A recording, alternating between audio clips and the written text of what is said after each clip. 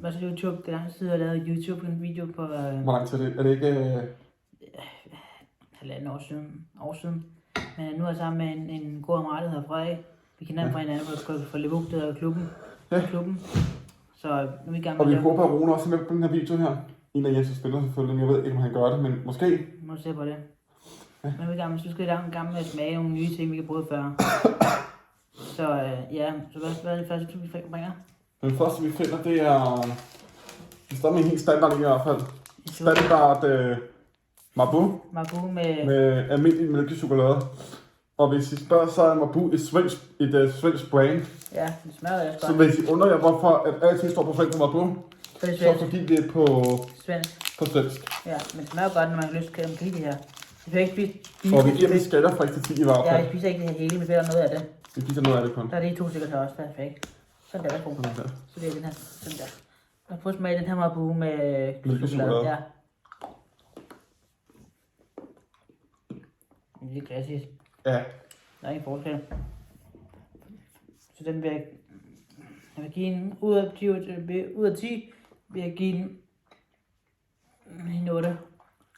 Ja. 8. Godt, jeg får en 8. For os. Næste. Hvad er du? Næste vi skal prøve.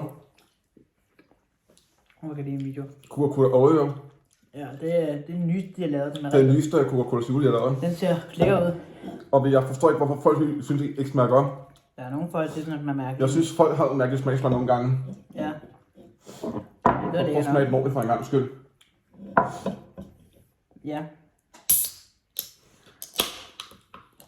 Jeg kan lave video med ham her, så vi finder det. Den er også YouTuber, så selvfølgelig har han så lyst til det. Men det finder jeg ud af, den program, men ja, det bliver for meget, vel?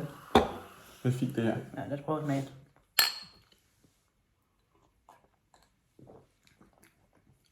Den er rigtig god. Ja. Jeg føler faktisk, at hvis den her bliver her, ikke? Så føler jeg faktisk, at den er bedre end den helt originale Coca-Cola Zero i hvert fald. Ja, Zero, ja, helt enig. Fordi jeg føler, at der skal være smag i, og det er der i den her. Det er der meget af. Så den her får en helt klar en 10 ud af 10. Jeg vil sige en 8, for den er god. Jeg vil selvom den er god nok, til at sige en 9. Jeg kan en 9. Jeg vil nok give det en 10'er. Der er nok. Det er bare... Det er mit yndlingssøvn. Så kommer det, jeg mest hader. Så skal jeg prøve at smage... Mindefrøer. Thomas mindefrøer. Og jeg kan bare ikke fordrage dem her. Jeg kan godt lide dem. Og I skal skrive mærke, men folk er bare typer til at spise ting. Altså, jeg kan sagtens spise, men det er bare ikke lige mig. Jeg kan godt lide dem. Jeg kan ikke spise den hele, men jeg kan lide den. Det her, det var så fra i går, vi købte den.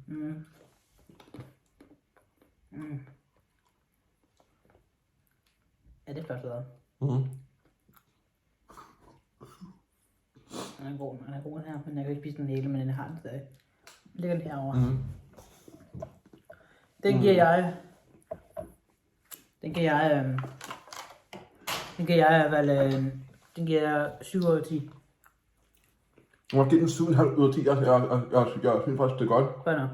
7,5 ud af 10, siger vi. Så hvad vil du så? Prøv at tage den derovre. En af dem. Godt. Næste, vi skal prøve, det er Frem Grøn Sport. Ja, det må vi prøve at håbe, at I kan lide den her, for jeg har ikke prøvet den før. Og det er jo... Og vi har fået idéen fra Mollers video, eller fra Guldborg og Mollers video, hvor de sætter sportssoda ind. Ja, men det er lige... Jeg skal dufte. Ja, det er snart det der. Jeg kan ikke dufte den dit. Kan du ikke dufte? Hvad er der noget i? Hvad? Kan du dufte det? Ja. Prøv at stikke knæsen helt ned i. Er du ved at blive syg, eller hvad? Ej, okay. Kan du dufte noget nu? Lidt, men det er fordi, det er meget. Men det er fordi, jeg er lidt for knottet. Det er fordi, jeg er snottet. Fordi det er koldt ud for. Vi er ude og gå en tur derfor. Ja. Okay, lad os prøve at se, om jeg kan dufte bedre i herinde. Ja, her kan dufte bedre. På dufteglasset. Ja. Meget bedre. Cheers.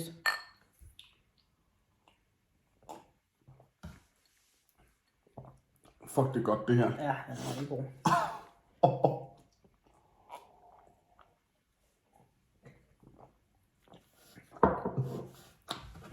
Den er faktisk godt give en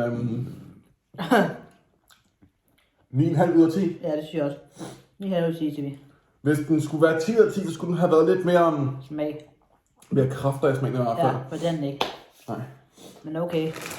Der er nogle chips, og der står ikke, hvordan ham kan lide Heinz ketchup med, altså ketchup chips smager ulækkert. Nej, det smager godt. Ja. Lad os prøve. Kan være, jeg bliver ældre, måske kan jeg bedre lide det faktisk. Okay. Lad os prøve at smage længst med Heinz ketchup smag. Så der den i. Dufter bare kartoffel. Præcis. Og lad os prøve at smage den her.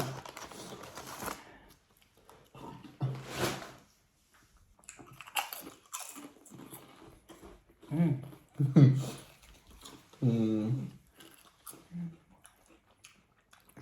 8 ud af 10. 9,5 ud af 10. Så får man drikke, hvad det er. Så Hvad? prøv. Den der. Lige sådan den her. Den er godt. Ja. Nu skal vi prøve. Jeg har ikke prøvet det før overhovedet. Monster med æblesmag. Monster med bad apple smag. Og der står faktisk her, at det skulle være med... Smagen står her. Vi flytter lidt i. Tak. Kan vi se her, smagen det skulle være, hvis det står her, så det gør det nok. Pære og... Nej, det skulle være her. Æble, pære og sure kirsebær. Ja, lad os prøve den. Det tager lang tid her. Jeg har ikke prøvet den før. Du kan bare smage den standard æblejuice, tror jeg. Okay. Det var det mærkeligt. Men jeg synes bare, det dufter af æblejuice. Ej, det gør den altså ikke. Jeg synes jeg vel ikke, men måske okay. Den tager lidt den her. Nej, det var sådan, når man siger bedre for mig.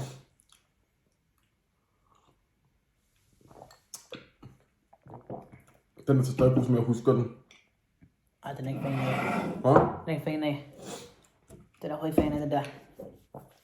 Så det ligner æblejuice i hvert fald, Jeg men... vil lige prøve lige en eller anden smule. Nej. Ikke fan af. Det er som ikke fan af. Den her, Nej. 7 ud af 10. 4 ud af 10. Hold da kæft, mand, du lavede noget, hva'? Ja, jeg kan bare ikke lide den. Smagen kan jeg ikke lide. Nu skal vi så tage den her. Ja. Mabu med digestive kicks. Den har jeg ikke prøvet før, overhovedet ikke. Den er ikke mig. Den er åben. Mig er åben. Og den var åben, tak. Lad os se. Jeg har ikke prøvet den før. Mm. Jeg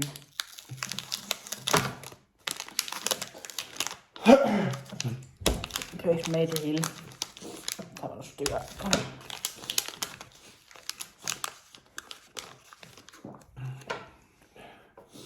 Man kan godt finde kiksene i, faktisk. Jeg prøver.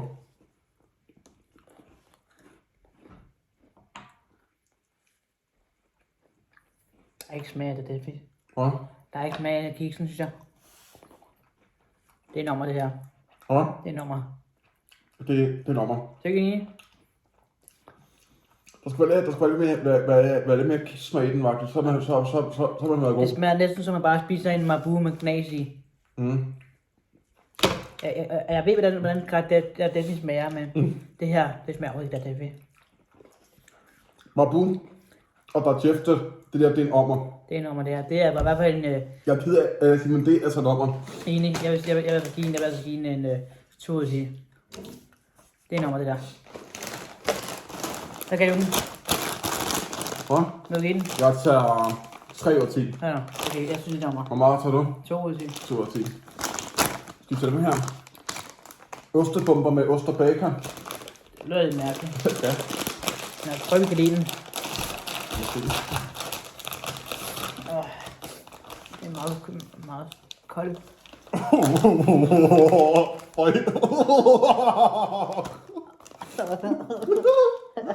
Hvor er det ulækker.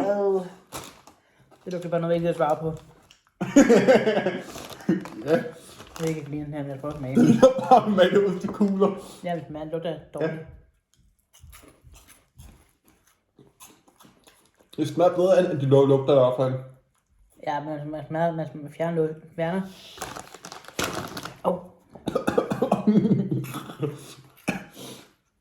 Jeg vil nok sige... Den er okay, men jeg er ikke fan af den. Jeg vil nok sige 4 ud af 10. Jeg vil give den i hvert fald også 4. Jeg er ikke fan af den, fordi den duften er værre, men smagen er lidt bedre, men jeg kan bare ikke lide den. Den giver jeg også 4 ud af 10. Det skal vi prøve. Oreo med gingerbread. Den har jeg ikke prøvet før. Det er også en nyhed, de har lavet i år, kun til jul. Ja.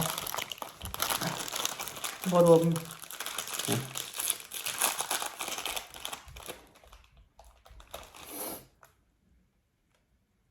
What the fuck? Det dufter så meget pebernødder. Det er det godt. Der er så meget pebernødder. Ja. Eller en slags brunkageagtigt. Enten pebernødder og brunkager. Hvor den samme er sød. Det er ikke engang. Den samme er sådan Ja. Den dufter så meget på pebernødder. Den dufter af brunkager også. Ja.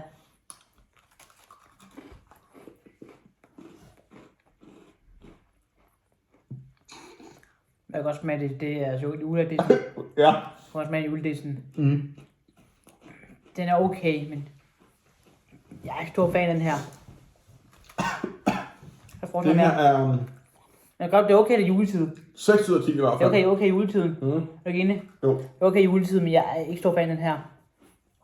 Fordi smagen kunne godt være bedre, fordi ja, det er juleedissen, og det er klart duften af 6 ud pebernødder. af 10 i hvert fald. Nej, jeg vil give en 4 ud af 10. Jeg er ikke fan af den. Du kan ikke lide den, eller hvad? Jeg er ikke fan af den. Mm. Den kan jeg ikke lide. Den er jeg ikke fan af. Ja, okay, det er okay, hvis det var juledisse. Og det er jul, det er snart jul, så det er okay. Men i virkeligheden, nej tak. Vi får en rigtig julekugle. Ostekugler. 4 meter ostekugler med ostesmag. Ja, det er bedre. Tror jeg nok. Nu håber på, at det er bedre.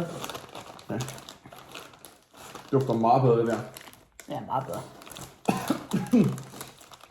Er I klar?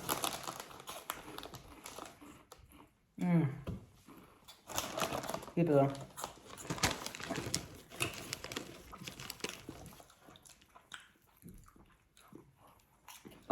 Så vil jeg nok sige 9 ud af 10. Ja, også 9 ud af 10. Det er fint. Den er bedre end den anden. Så lad os tage den. Ja. Så tager vi lige en amber. Amber Cola. Og vi forstår ikke en ting. Dem her er mig blevet afhængig af. Ja, jeg hænger meget rigtig god. Den er bare rigtig god. Den er billig. Meget billig. 6 kroner og sådan noget. Ja, For en energidrik, det er jo for sindssygt. men det sjove er, at den ligner bare sådan en cola, der bare ikke skal drikke meget af. Men for mig prøver jeg ikke så godt lide den. Hver gang vi går ud og handler og finder den der, så vil jeg købe den. For det smager rigtig godt. Sådan det er jo. Det smager som en rigtig cola. Det smager af rigtig kul cola, det her. Ja, Smag cola også. ja, men det er jo ikke rigtig cola. Det smager bare den billige udgave af det. Ja. Men det er stadig godt energidrik. Og folk den skal få mig op på 100 abonnenter inden året om. Og få Jens op på 100 abonnenter også inden året om. Det kunne være fantastisk. Ja. Så 100 abonnenter til mig inden året om, så vil det være perfekt. Ja. Og der kommer også julegaver på YouTube i år, som jeg ikke har gjort før. Også på TikTok også. Ja. Jeg laver også en nytårsaftenblog. Ja. Kunne Jens også finde på at gøre. Ja, måske. Men der er tid til det i år. Altså jeg siger, jeg giver den her 10. Det er også, den har de rigtig smag til den. Ja, det har den. 10 ud af 10. Det er sjovt. Den næste sidste, vi skal smage i dag. Nej, ikke næste sidste. Tredje sidste mere. Det er Marabou med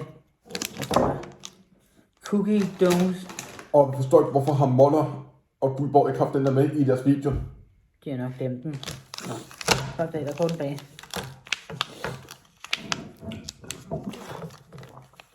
Jeg kan jo mærke, at jeg spiser meget af det her. Ja. Det er ikke noget. Jeg skal bare prøve at åbne. Jeg kan ikke spise det hele, bare smage en stykke. Fordi I kan ikke spise det hele, vel? Nej. Kom nu. Sådan. 1, 2, 3. Altid slå på chokolade, hvis den er for hård. Ikke så hårdt selvfølgelig, men sådan. Så den kan få sådan små stykker. Mm. Og det ser okay ud. Det er anderledes ud end den anden. Det ser bedre ud end den her i hvert fald. Det ser bedre ud end den anden. Lad os prøve at smage. 1, 2, 3.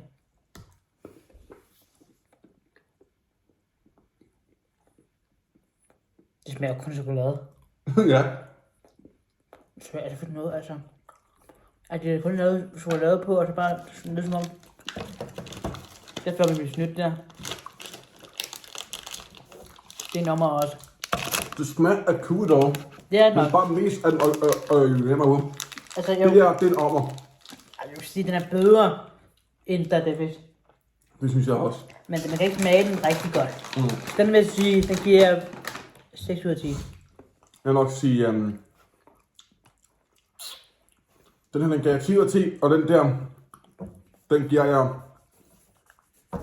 8 ud af 10. Jeg giver en 6 ud af 10, for den smager meget chokolade normalt. Ja. Nå, så den der lidt over. Jeg giver den 9 ud af 10, fordi hvis jeg skulle give 10 ud af 10, så skulle den smage meget mere af cookie dough. Ja, meget. Og det smager meget cookie dough, man kan smage nu. Den skulle være overskud i cookie dough. Okay, man kan også smage nu i eftermiddag, den er meget cookie dough nu. Ja. Nu skal vi prøve den blå af dem. Den blå frem. Og jeg har Den er aldrig, jeg har aldrig smagt den før. Det er ikke mig. Det er faktisk gang, vi prøver den. Ja, nu tager vi på Så flasken. tak til Guldborg for den her idé. Nu tager vi flasken nu, for det er efter det bliver lavet.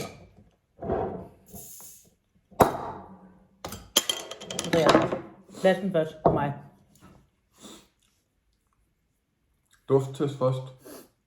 Det får mere end bedre. Dufter meget mere. Rigtig meget mere.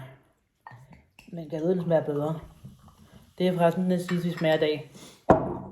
Det er sidste række, vi har i dag, så vi har fået en ting tilbage nu. Ja.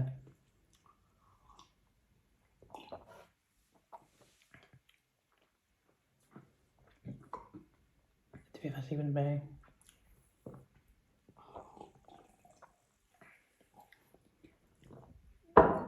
Ja, den er okay. Jeg synes 6 ud af 10 til den her. Synes du? Ja. Jeg vil give en 5, fordi den smager ikke mere end en grønne. Så vi er i gang med den sidste allerede nu for i dag. Vi er i gang med Ja. sidste for i dag. Det er den der. Det er de nye chips. Cheese chips med chili cheese pops smag. Jeg har ikke prøvet den før. Det er en hel nyhed, og de har lavet en dip med den også. Ja, den tager vi ikke med. Den har vi smag om. Det er ikke. Nu går den sidste her, og så det er for i dag. Og Kims, ved I hvad? Og Kims, hvis I ser den her video her, ikke? Så Kim franske kartofler med brun sovs tilbage igen Ja, her tak. til jul. Ja tak, den er rigtig god. Det var bare ostepops. Ja, det gør det faktisk. Den sidste var dag, så ikke mere var dag. Vi kommer mærke, vi er 13 nu. Ja. Jeg har spurgt med.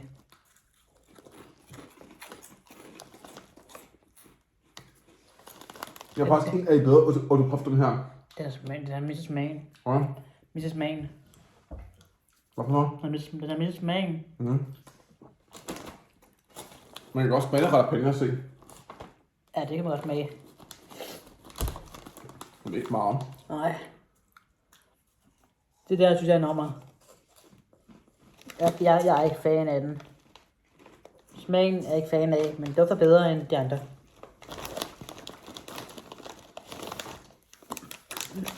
Den her vil jeg give 5 ud af 10 højst. Jeg vil give den 3. Mhm. For jeg kan simpelthen ikke lide den. Den er okay, men den er ikke favoritten herfra. Nå, men nu har vi smagt alle ting, vi købte fra i dag og i går. Ja. Men vi håber, vi kan lide den her video her, og vi håber på, at I kan følge Frederik her i hans YouTube og hans... Og hans. Ja, tak. Og så I håber på, at vi kan... Og så må jeg håbe, at vi får over 100 abonnenter inden jul. Ja. Eller inden året om i hvert fald. Ja, nu ser jeg på det. Men vi håber på, at I kan følge os på YouTube. Men nu vil vi finde vores bedste ting, vi synes godt om i hvert fald. Ja, At drikkevarer og Ja. snacks og sådan noget. Lad os prøve at drikke mig først. Min bedste drikkevarer i dag. Vi vælger 2 drikkevarer hver og 2 snacks hver. Så Ja. vi bliver lige. Det er en god og en dårlig. Min bedste drikkevarer i dag. 10 ud af 10. Den er jeg enig i. Den er bare god, den Den der. er jeg enig i. Den tager vi. Det kan jeg også sige også. Og den værste, jeg har prøvet i dag at drikke var, er den her. Den her, den kan jeg ikke lide. Det er den værste, jeg har prøvet at drikke var.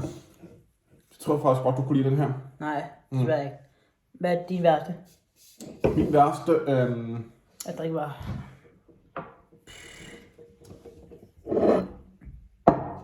Ja, fair nok. Det er den værste. Så man kan godt smage det i sportsmad, men det her, ikke? Det er et ommer. Ja, fair nok. Lad os prøve med snacks. Den bedste... Snacks. Ja. Okay, den her, den gav jeg 8... Du har valgt den bedste. Den gav jeg 8 ud af 10. Nu er det som min dårligste, jeg vælger i hvert fald. Det var en af dem i hvert fald. Det var min dårligste. Ja. Det er min dårligste. Du har valgt, det var det jeg sagde, altså valgt kun én gang. En de her, så en de her. Okay. Okay. Den her, den var... Den værste for ham. Der kan du lidt smag i. Nu prøver vi alle, siger det igen, hvad er den værste snacks, vi har prøvet. Og den værste snacks, jeg har prøvet i dag, er, jeg ved ikke, at den her, den værste, jeg har prøvet i dag.